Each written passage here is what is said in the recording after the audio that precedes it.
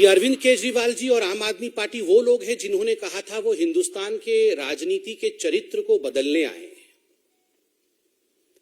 देश के लोकतांत्रिक तरीके से चुने हुए प्रभावशाली और कर्मठ प्रधानमंत्री को अगर नीच कहा जाए, और वह भी एक बार नहीं कई बार एक वीडियो में गोपाल इटालिया जो उनके अध्यक्ष हैं गुजरात के, कई बार प्रधानमंत्री जी को नीच शब्द करके संबोधित कर रहे हैं,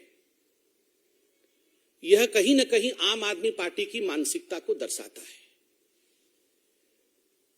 आज अगर मैं कहूं कि अरविंद केजरीवाल और मणिशंकर अय्यर में कोई फर्क नहीं रहा है, दोनों की भाषा का स्तर, दोनों का राजनीति करने का तरीका एक जैसा ही है, तो यह अतिशयोक्ति नहीं होगी। आप याद करिए, इसी मणिशंकर अय्यर ने माननीय प्रधानमंत्री जब गुजरात के मुख्यमंत्री थे, कैंपेन कमेटी के हेड थे, प्रधानमंत्री नहीं बने थे, उस समय अहंकार के शब्दों का प्रयोग करते हुए कहा था कि तू जाके चाय बेच, हम दुकान खोल के देंगे, तुम जाके चाय बेचो। क्या नतीजा हुआ उसका? इस भाषा का नतीजा यह रहा कि कांग्रेस पूरी तरह से गुजरात में समाप्त हो गई। पूरे देश में कांग्रेस का चुनाव में जो हश्र हुआ है वह हमने देखा है। यही वो मणिशंकर अय्यर है जिन्होंने माननीय प्रधानमंत्री जी को नीच कहा था। ये नीच किस्म के आदमी है। पूरे देश में कांग्रेस का क्या हाल हुआ यह हमने और आपने देखा है। और आज ठीक उसी प्रकार के भाषा का प्रयोग आम आदमी पार्टी और अरविंद केजरीवाल कर रहे हैं। क्या फर्क है अरविंद केजरीवाल और मणिशंकर अय्यर में, मैं ये आपसे पूछता हूं।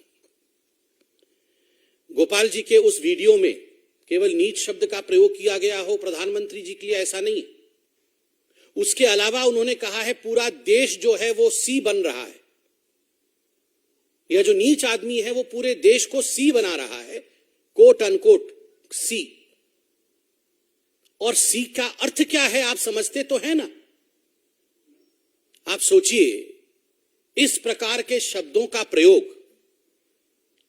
भारत के नागरिकों के लिए गुजराती नीच है, और हिंदुस्तान के जो लोग हैं वो कोट अनकोट सी है। यह भाषा का स्तर आम आदमी पार्टी के गुजरात के अध्यक्ष का है। यह हारने की बौखलाहट है। कई सर्वे आए, हमने सर्वे भी देखे, 0 to 1 सीट। अधिकांश सर्वे में तो आम आदमी पार्टी की 0 सीट दिखा रही है गुजरात में। तो स्वाभाविक है जब जमानत जब्त होता है तो इसी प्रकार के भाषा का प्रयोग किया जाता है। और पहली बार नहीं है जब केजरीवाल जी इस प्रकार की भाषा का प्रयोग उन्होंने किया है। आप याद करिए, ये वही केजरीवाल जी है जिन्होंने माननीय प्रधानमंत्री को कावर्ड एंड साइकोपाथ, डरपोक और पागल कहा था।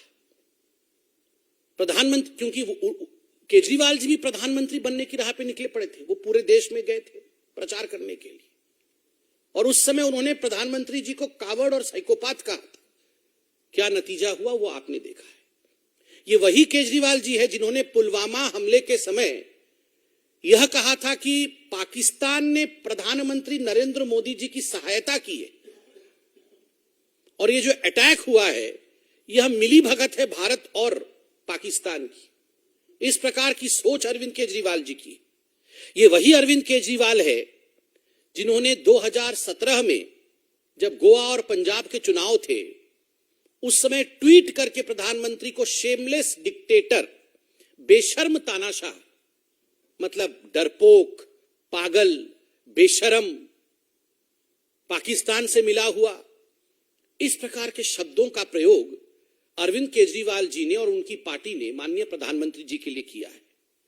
इतना ही नहीं, उनके प्रवक्ता नितिन त्यागी जी, आप याद करिए, उन्होंने क्या कहा था? उन्होंने कहा था ये जो प्रधानमंत्री है ये एक बीमारी है, we have to eliminate this disease, इस बीमारी को समाप्त करना होगा। आज ये हिंदुस्तान के लिए गर्व का विषय है। प्रधानमंत्री किसी पार्टी के नहीं होते, पार्टी का तो बाद में विषय आता है। लोकतांत्रिक रूप से चुने हुए प्रधानमंत्री देश के होते हैं।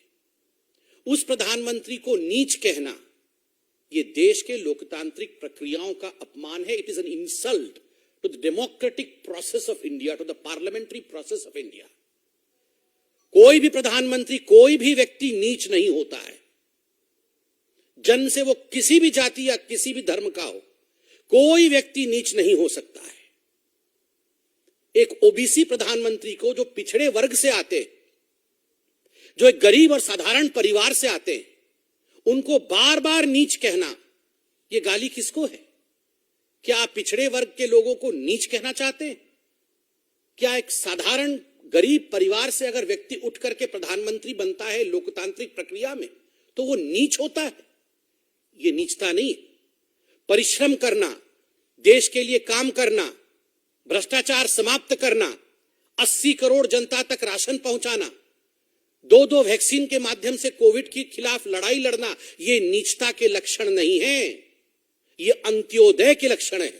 ये लक्षण है गरीबों के साथ खड़े होने वाले प्रधानमंत्री का. उसको आम आदमी पार्टी और अरविंद केजरीवाल जी ने नीच कहा. 2 दिन पहले गुजरातियों को कंस का औलाद बता रहे थे, और कुछ समय से हम देख रहे हैं अरविंद केजरीवाल जी खुद को भगवान बचाने से बस 1 इंच की दूरी में है. मैं तो कृष्ण हूं, मैं तो अवतारी पुरुष हूं.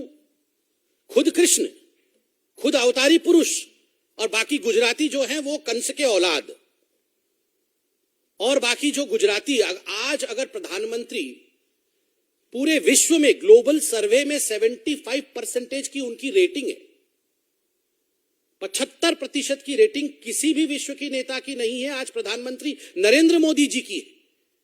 ये गर्व का विषय हिंदुस्तान के लोकतंत्र के लिए है.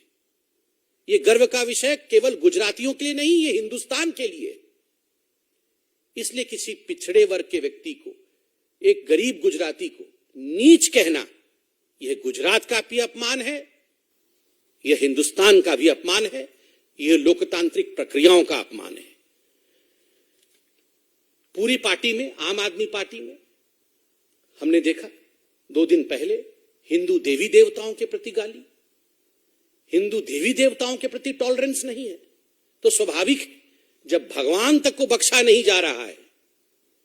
ये प्रधानमंत्री जी तो और नेतागण तो मनुष्य है, उनको तो गाली देंगे ही ये लोग. मगर याद रखिए, ये भारतवर्ष है, यहां की जनता बहुत बुद्धिमान है. सोच समझकर कौन गरीबों के लिए काम करता है और कौन कोट अनकोट नीच इत्यादि कह करके देश का अपमान करता है, यह जानती है जनता. जनता जनार्दन जवाब देगी.